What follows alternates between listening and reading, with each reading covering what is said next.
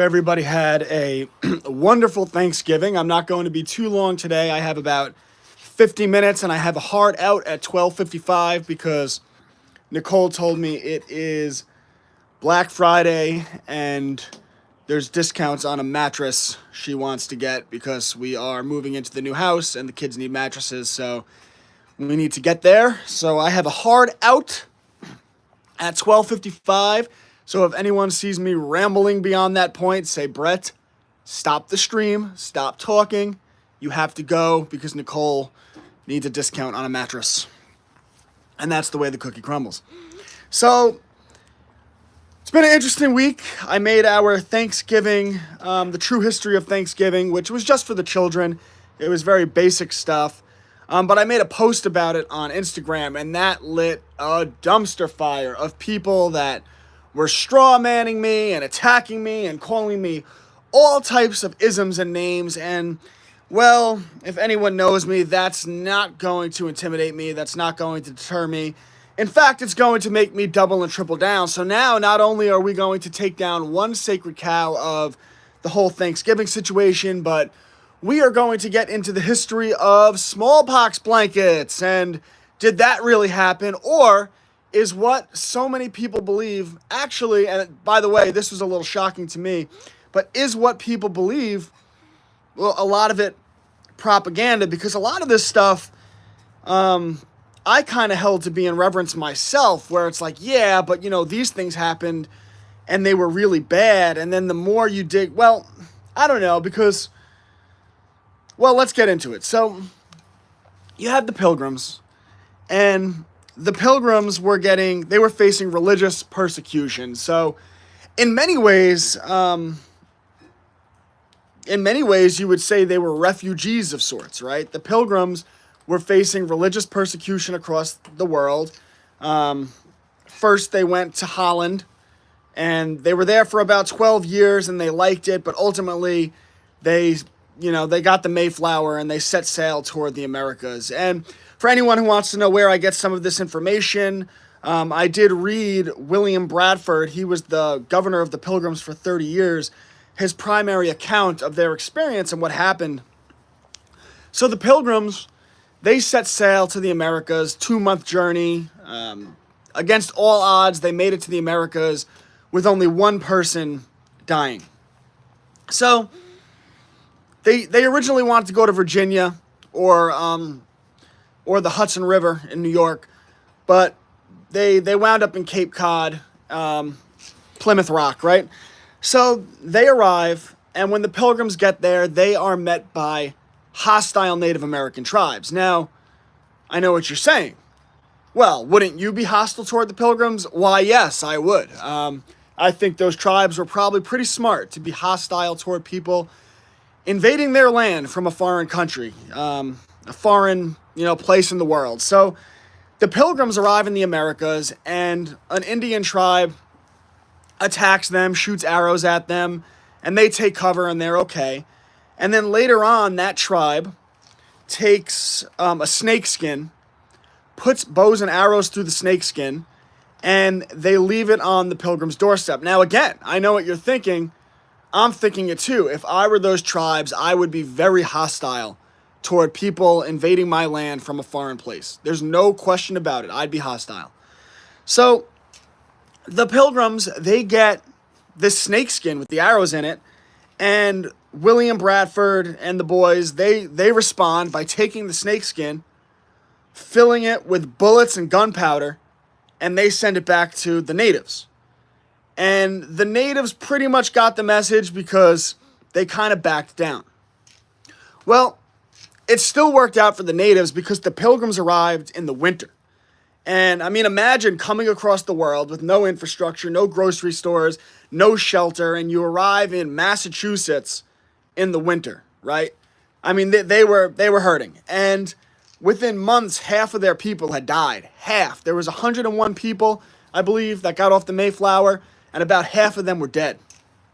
Well,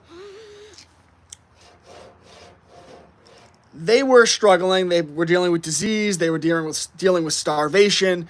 They were dealing with winter.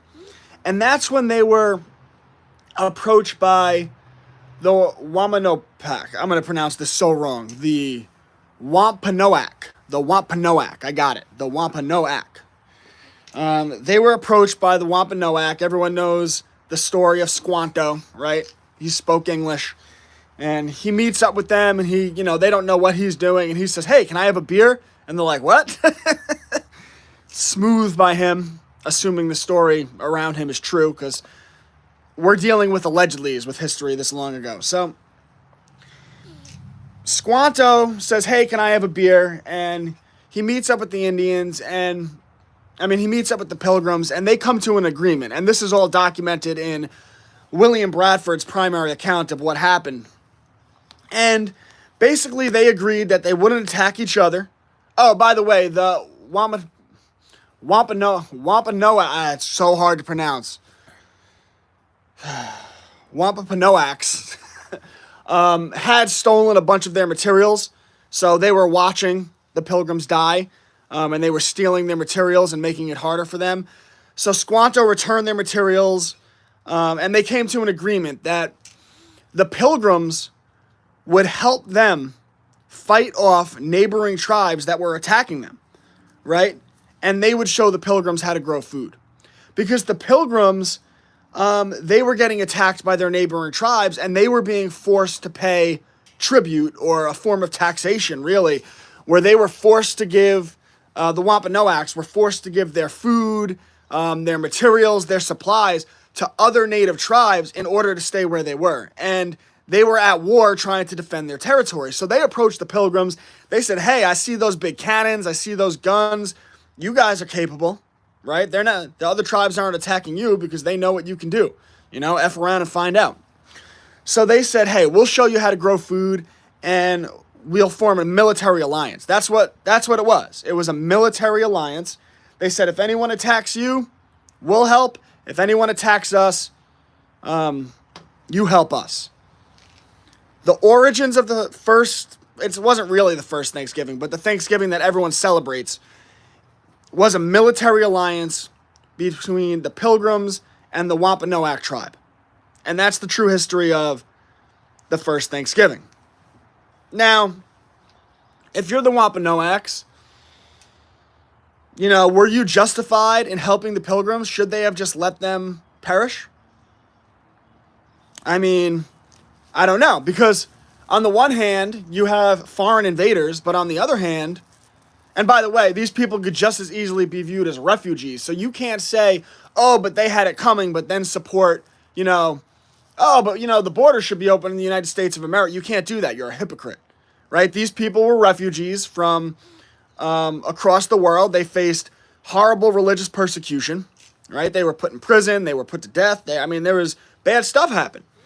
So these refugees arrived in the Americas, but to the, I get it, to the native population, what's the difference? You're still a foreign invader. And the Wampanoags, they thought, let's make a military alliance because we're being attacked by our neighbors, other Indian tribes, right? Well, when they did that, the Wampanoags took the ticket, right?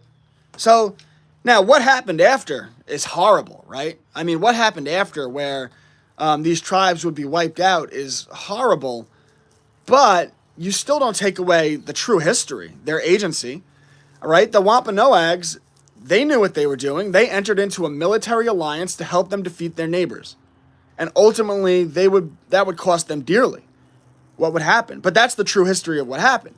And you would say, yeah, well, what about their neighbors? Their neighbors didn't enter into a military alliance with the Pilgrims. What about them?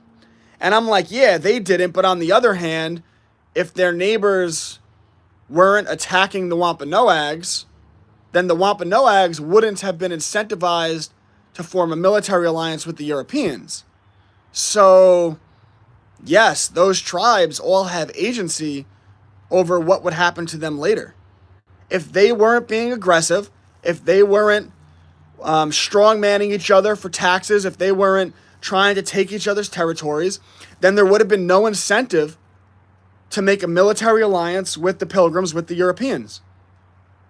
And that's the true history of what happened in the history of the first Thanksgiving. Now, I'm going to do follow-ups on when stuff would go sideways, because ultimately the relationship between the Pilgrims and the Wampanoags would break down for a variety of reasons.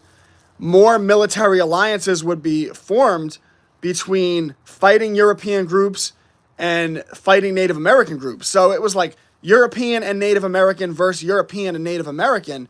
And ultimately that would lead to a lot of the natives, mainly because of smallpox, being wiped out. And you say, yeah, because that's the true history. And people are like, oh my God, no, you're teaching from a Eurocentric point of view. No, I'm not. That's the actual history of what happened. And you don't do anyone favors by taking away agency. Like, how much better do you think you are than the Native Americans to take away all of their agency? It's like, they weren't children. They're not infants. And it's not accurate history to teach that they were sitting around in the forest with their legs crossed, smoking peyote and singing Kumbaya. That's not what they were doing. They were strong-arming each other. They were having military conflicts with one another. Hey, Foster Bear, happy Thanksgiving. And thank you for your text message. Sorry, I saw it, and right when you wrote that, I realized I didn't write back to you. But happy Thanksgiving to you and your family, absolute legends. And we're talking about the actual history of Thanksgiving, right? Got me a little sidetracked there. What was I saying? So yeah, you don't do these people favors. You don't do anyone any favors by taking away agency from what actually happened. And when your children study history, if you don't teach the exact course of events of what happened, then how can they actually learn from the history? So I get all these people coming at me and they're like, yeah, but that's not, you should teach it from a point of view that's sympathetic to the natives. No, you shouldn't. You should teach history from a neutral point of view of this is what happened. Because the whole point of studying history is you learn from history. So what I would say, the message there being, is that, one, it's a really bad idea to engage in wars with your neighbors, and that includes foreign wars, right? So like the United States of America, you might want to learn a lesson and not invade Afghanistan, and not invade Iraq, and not invade that country in the East, and not invade, you can't say it because everything's so free here. Not invade that country in the East, and not invade Iran, which they'll try to do in the next 10 years. Spoiler alert. Spoiler alert. Oh my God, how does he see into the future? Because they tell you what they're going to do, and it's really obvious. But they also teach fake history because they want people confused, and they don't want you to understand what's going on, right? So the lesson would be, don't engage in wars with your neighbors because that makes you vulnerable. The lesson would be is if foreign people come to your country, don't welcome them with open arms, right? That's a big mistake, right? Oh, but aren't you so sympathetic? Aren't you so sympathetic to the people, the immigrants coming from third world countries? I mean, yeah, I have plight for them. I feel for them. Should we open our borders to them? Obviously not. I was sympathetic to the Pilgrims. Should the Wampanoags and the other tribes have opened their borders to the Pilgrims? Obviously not. Obviously not. But the Wampanoags have agency because they helped the Pilgrims for their own military advantage, and their rival tribes have agency because the Wampanoags wouldn't have done that if they weren't under attack, right? But no, Brett, you should take away all of the agency, right? All of the personal responsibility from the natives, right? No, they don't deserve any agency. Are they children? I actually don't view myself as better than them, which is why I don't take away agency. Shouldn't have done that. That was a bad idea. It's amazing that I even have to say that. And then they're like, oh no, you should teach children a history that's sympathetic to the natives. No, you don't teach a history sympathetic to the Europeans. You don't teach a history sympathetic to the natives. You teach an accurate history as you understand it. You want the understanding of history to be as accurate as humanly possible because that's how you learn from the history. And by the way, when people have a misunderstanding of history, that is weaponized against them in the modern world. So you absolutely do not want to teach a history sympathetic to any group. That's ridiculous. And these are the attacks I've had to deal with. All these triggered, butthurt people. Unbelievable. Oh, but don't you know the smallpox blankets? I thought that too. I thought that too. I wanted to make a video highlighting the smallpox blankets. I wanted to do that to show, you know, like, you want to show both sides of what happened here. And I gotta say, the more I research all of this stuff and the more I dig into it, a lot of the history that people think is true involving the Native Americans is Marxist propaganda.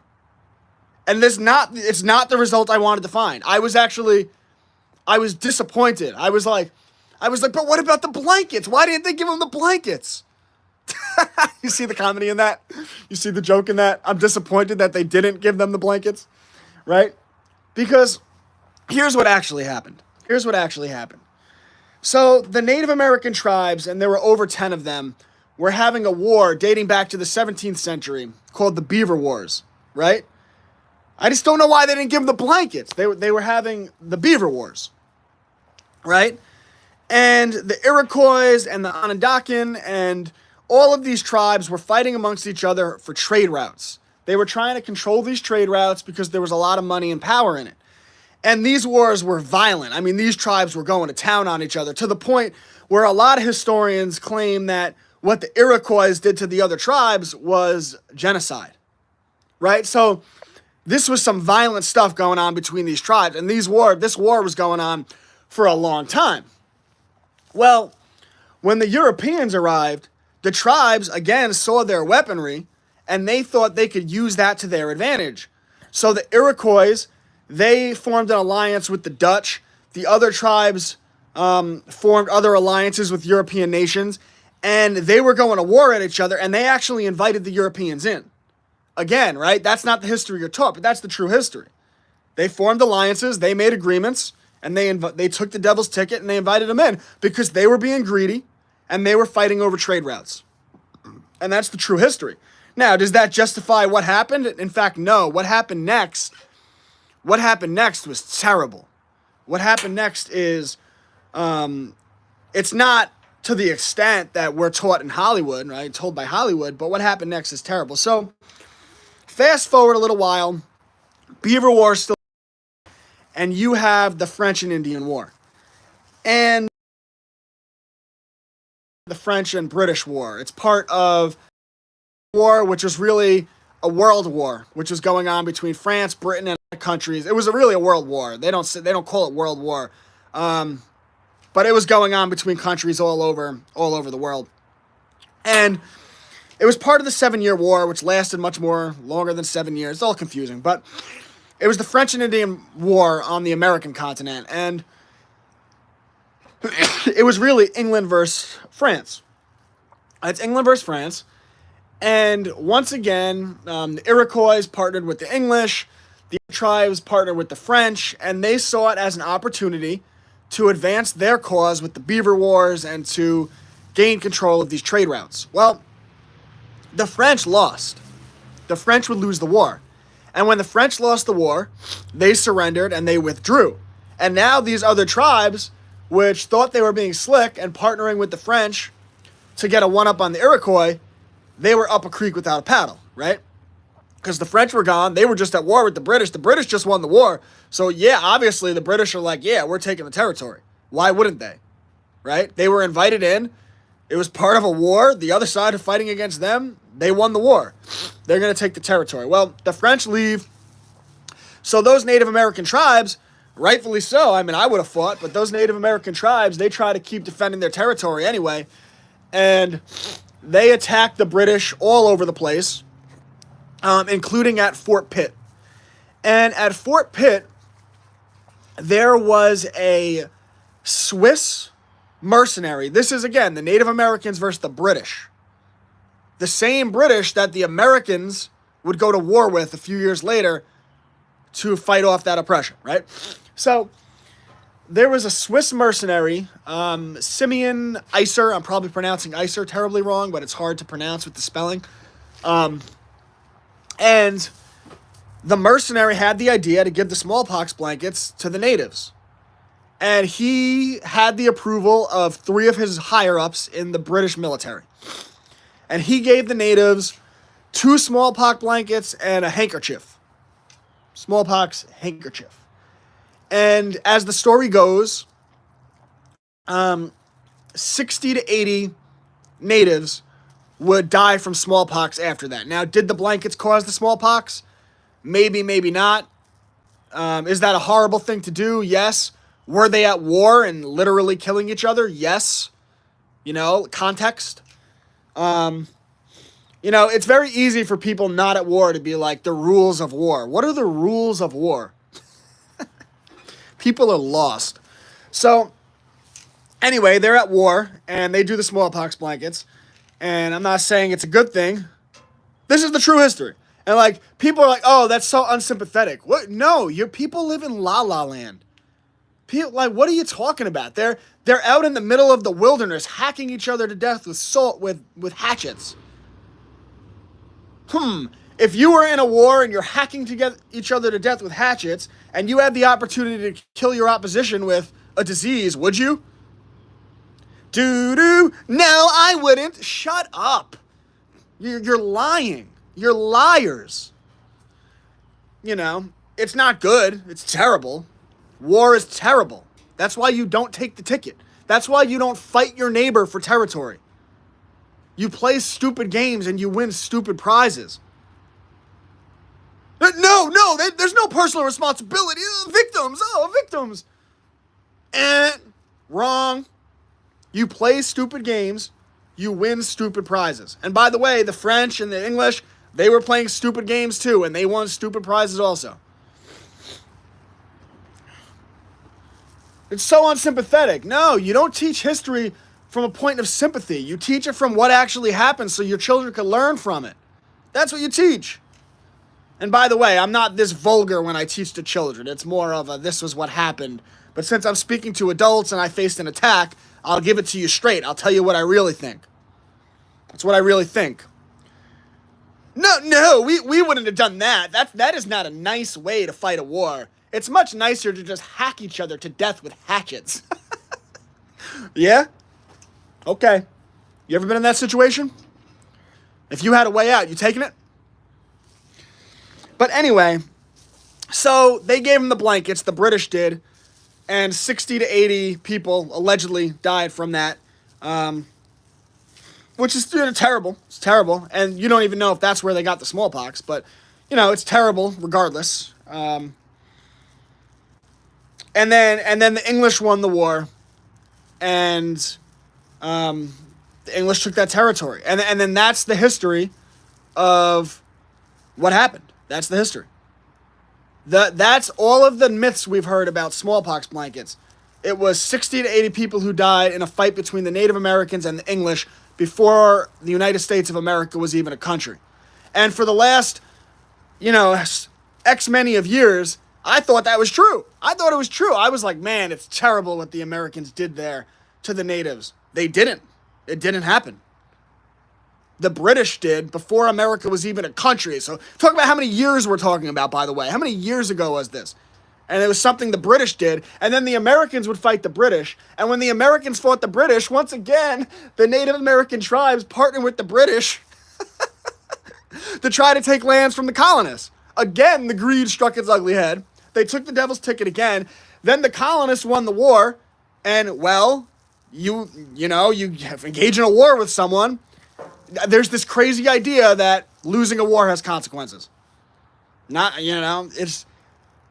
People don't want that history taught. They're like, no, victims. I mean, don't get me wrong. A lot of what would happen afterwards is bad. The Trail of Tears is a terrible thing, right?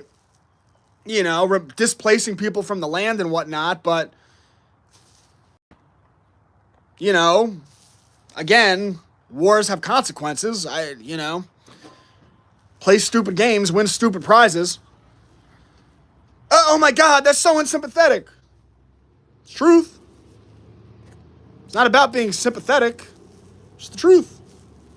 And then it's like, oh, well, the natives were throwing off a lot of their land for oil. Yeah, what do you think? Big oil wasn't abusing Americans too? You think that's unique? Yeah, they're going to get the oil fields. The entire history of America could be summed up by Rockefeller oppressing everyone. Yeah, you stand in the way of like big oil and these big coal mines. That's what they do, right? That's what they do. You know, it's not unique. You don't think I've been oppressed by the Rockefellers? I don't care. I don't view myself as a victim. And then like I watch the last, I've been binging and I've been watching all of these videos getting the Native American perspective and whatnot. And it's all like these people taking no agency, taking no responsibility for their own actions or the actions of their ancestors. None, right? Like there's none. They're like, it's just, there were these oppressors and they came and they were smoking peyote with their legs crossed. And it's just that, no, it's not what happened. Not what happened. It's inaccurate. So there's no personal responsibility. And then in the same breath, they're like, oh, and now the suicide rates among our people are so high. The alcoholism is so high. And I'm like, you want to know why that is? Because that's what happens amongst people that don't take personal agency and personal responsibility. That's what happens. Look, anyone in your own life that doesn't take personal responsibility and agency, you see those same rates go up.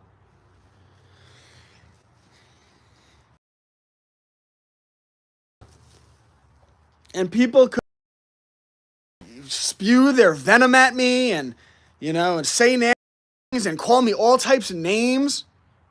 What do you think? I don't hold the Europeans to the same standard? What do you think? The Afghanis wouldn't be justified in absolutely ransacking America? Of course they would. Of course they would. Play stupid games, win stupid prizes, right? It's just the truth. So, this is the true history of Thanksgiving, the true history of smallpox blankets. So for anyone who missed it, you can go and watch it back. But I gotta say, going into this, because I've been doing a lot of research, going into this, I thought I'd find I thought it would be more damning of the Europeans. It's actually, I gotta say, it's kind of vindicating of the Europeans. I mean, don't get me wrong, a lot of what they did was horrible, but it's like, the lack of this narrative where these native tribes have no agency over what happened, it's so far from the truth, it's laughable. It's a really inaccurate history that is being pushed by Hollywood, which is why people believe it. I know it's true because it was in a Steven Spielberg film. Right? It's pushed by Hollywood, it's pushed by academia, right? It's like a lot of the narrative is Marxist nonsense. It's creating a narrative of the oppressors versus the oppressed, right? The oppressors versus the victims, putting people in a victimhood consciousness and separating people's ties from the origins of their country so that they could be ripe to be conquered. That's what it is. So, all right, if you guys have any questions, actually, no, I'm just going to call it on that because I know my wife wants to go and get Smallpox mattresses. Oh my God, how can you joke about this? Yeah, I can joke about things that happened 300 years ago. I mean, come on. You gotta be a little more lighthearted than that. Oh my God, I'm so triggered. I am so triggered. How can you? How can you? It's the real history. It's the real history of what happened. You know? And I'm not going to teach my children a fake history for sympathy or because that's what I'm supposed to do because that's what's politically correct, and even people in the so-called truth community, because they don't do the research themselves, they buy into these narratives. So how could you? I don't care. I don't care what anyone else thinks. I don't care what this truther thinks or that truther thinks. You study history and you make your own unique theory about what happened, your own unique understanding to the best of your understanding. Oh my God, how could you? How could they? How could they have done that? I mean, I gotta say, I was a little... To find out that the whole smallpox blanket thing was a battle between the British and the Native American tribes, and it was 60 to 80 people who died. Yeah, I got to go get the beds. All right, Melissa, you're right. The beds, okay. The sales, my wife, okay. All right, guys. Well, this has been a lot of fun. This will definitely trigger some people, and I'll lose support of people for, like, here's the thing, like, I lose support of people for taking these positions. I don't care. My currency is that I speak what I believe, and I speak what I believe to be true.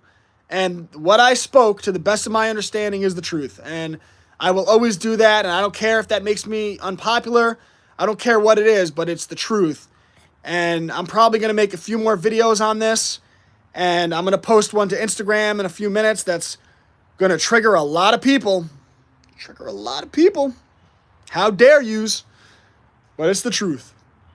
All right, guys. I'll be back next Friday, and we're going to have a lot of fun. This 10 seconds is for Melissa.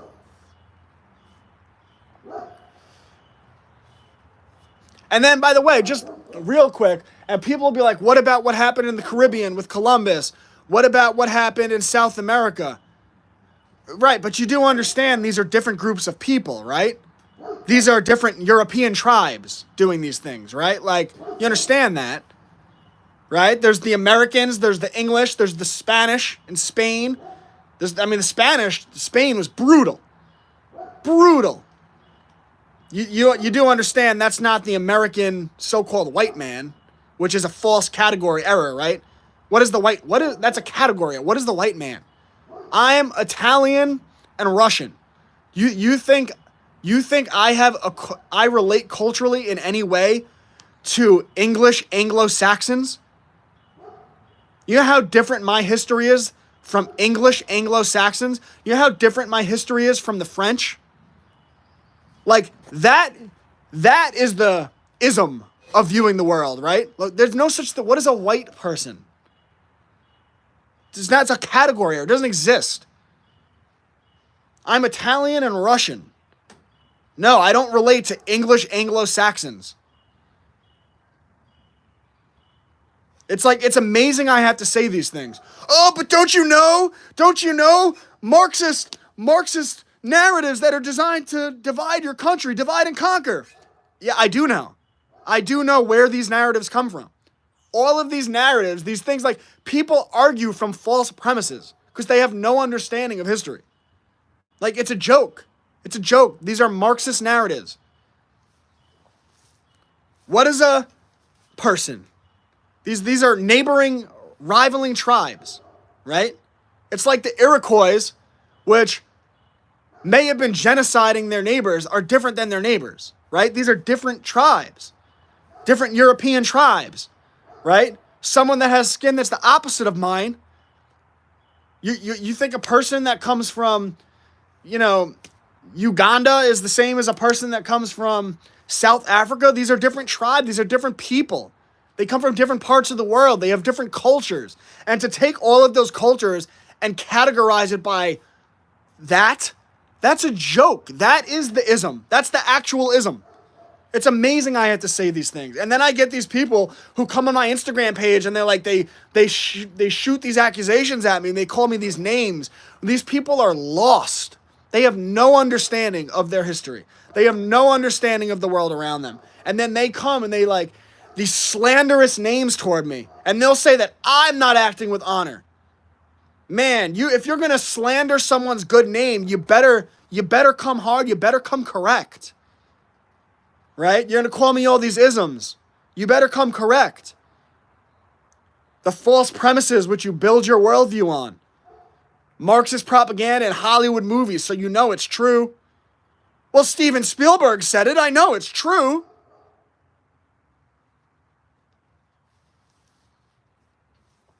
All right, I got to go buy a mattress. I got to go get a Smallpox mattress.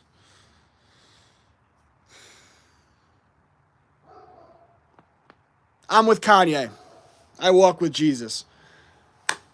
Jesus walks, God show me the way, 'cause the devil's trying to bring me down. Jesus, walk with me, with me.